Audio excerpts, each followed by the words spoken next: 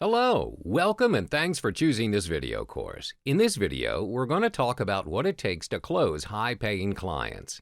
How many of you ever think, it's impossible for me, or I'm not sure whether I can close high-paying clients? I am an introverted person, I'm too shy, or I'm not comfortable talking with those high-paying clients that I need to deal with selling. Selling is not my strength. I'm not good enough in selling, and I'll never be able to sell to high-paying clients. So with these negative and disturbing thoughts, you become less confident and automatically downgrade yourself that you cannot do what you actually can do. Not finding anything that could act as a booster will only make you keep feeling discouraged and afraid to do things. Do or do not. There is no try.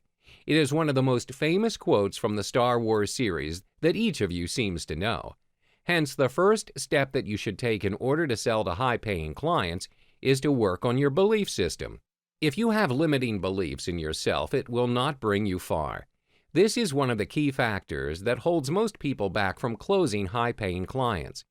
Marketing and selling high-end services is not something that you can make a 360-degree change to overnight. Yet it's still possible to have a sustainable business that's more rewarding and satisfying. Attracting more high-paying clients is an option as it will not happen accidentally, thus needs to be done by design. If you're dedicated to developing and implementing the design consistently, there you go. Most of your clients will be high-paying clients in a year or less. Now, let us take a look on what is meant by belief. Our core belief system has been constructed and shaped throughout our lives based on numerous events we've experienced that we perceive as true or false. Do you realize that most of our beliefs are shaped by others, such as parents, TV, and social norms?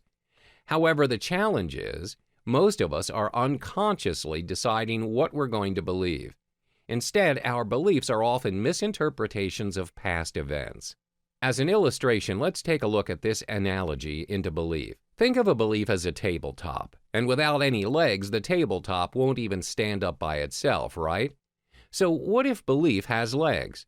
Here is when you want to believe in something. You have the references to support the idea.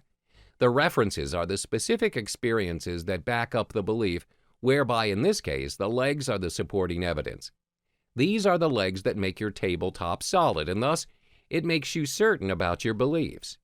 To put it another way, I'm going to give you an example just for you to get the idea of belief. Let's say if you believe that you're not good at mathematics, you probably have a lot of references to back it up. Maybe you've answered wrongly in class for several times, you failed the last 2 tests, or maybe your mother said something like this, "I'm afraid you got my genes in the math department, my dear," and it could be many other reasons that you could refer to make a stand on your belief. So based on the references above, you can find experiences to back up almost any belief that you hold on to. Now let us see how strong the power of belief is. It's either your belief helps you or hurts you, or either it can empower you or cage you in forever. This short story will show you the effects of beliefs. Elephant keepers have an interesting way of keeping their elephants from running away. They tie them to a wooden peg with a rope. It doesn't make sense on the surface since a rope like that has no hope of holding a grown elephant. But ask any elephant keeper and he will chuckle and explain, when a baby elephant is born, the herder ties it to a peg with a rope. At this point, the rope is strong enough to hold the elephant. The baby elephant quickly learns that trying to escape the rope is futile, and he keeps that learning with him even as he grows up and the rope becomes far too weak to hold him. One day, the circus accidentally went on fire and the elephant died. He was enormous and he could have easily ripped the pole out of the ground or run away to safety. But there was a self-limiting belief in his mind that told him he would not be able to do it, and so he did not even try. Like the elephants, we often form beliefs that might be useful at first but then hold us back in life, long after the original reasons are gone. This can be concluded by a quote by Anthony Robbins. Beliefs have the power to create and the power to destroy. Now back to the famous quote on belief from Star Wars, which I've mentioned earlier.